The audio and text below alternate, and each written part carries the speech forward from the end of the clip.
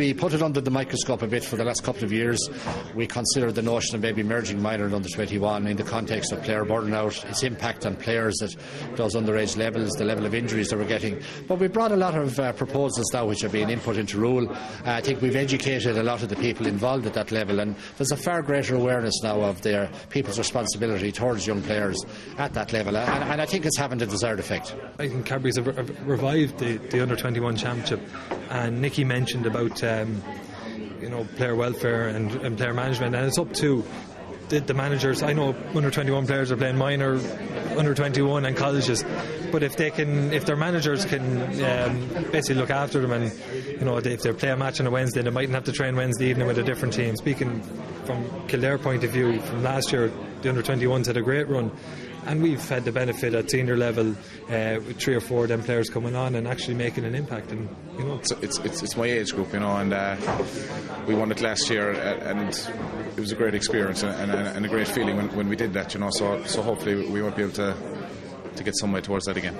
Our team last year was very strong, and we had a lot of guys that were just the age, so it's we have lost a few players, but saying that we still have a good core of a team, so hopefully that'll stand us.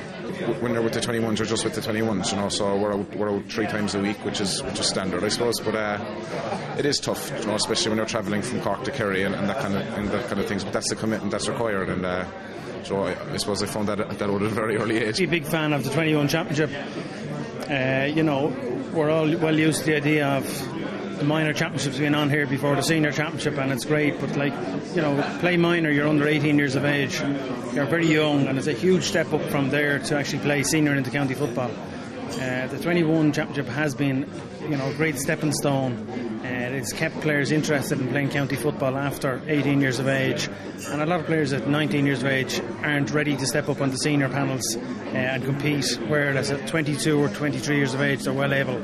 So that has been one of the big pluses of the 21. My involvement with Dublin going back to 02 and 03 when we got to back-to-back 21 finals, a lot of them kids as they were then came through and have starred for Dublin in the last 4 years, winning 4 Leinster titles here. Up to 12 of them have played in them matches, so that's a huge number getting from a 21 squad, where if you took any 2 years at minor level you might only get 4 or 5 players through. It's tough at the minute, so it is. We're training hard, championship's not for a couple of weeks yet, so we're just still training hard for it, and it's going well, and he has to still finalise his squad completely, but we're going away this weekend, so then he'll cut it down after that. But it's going well this year, nice with us. We're playing Antrim on the 18th of March, and we think there'll be a very tough game. Cause they have a lot of great players there playing for them, because they'll be playing in Belfast with the colleges, and a lot of experienced players playing for the seniors. In Jordanstown, so I'm doing physiotherapy, so it's tough, so it is, but it's going well, so it is. I always wanted to do. I was always interested in school, so it's because of football I got into it, and I wouldn't mind going into football or some sort of sports physio, so. Yeah, at this stage of the championship it's really difficult to say who is going to shine, but ultimately we'll just be going to matches and looking at players, and I suppose giving our impression as to whether a player has done well or not. I suppose the balance, really the expertise lies with Dermot and Paul, because they're coming from the pure football background, where I'm coming from I suppose a journalist point of view.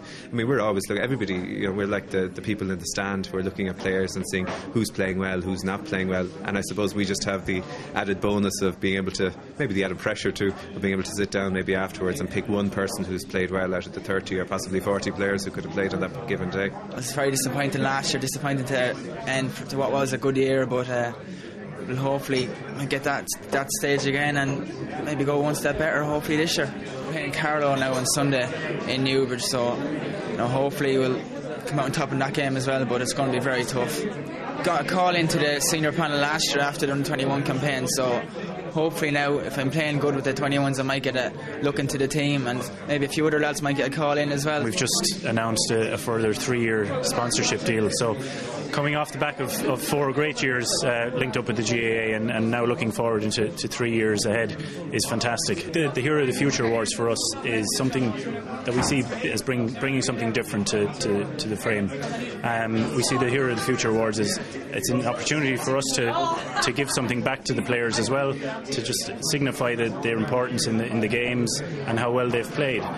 So not just as the Hero of the Match Awards, or the Man of the Match as it's often known, but then obviously the people or the players who play really well throughout the year are then awarded at the end of the season.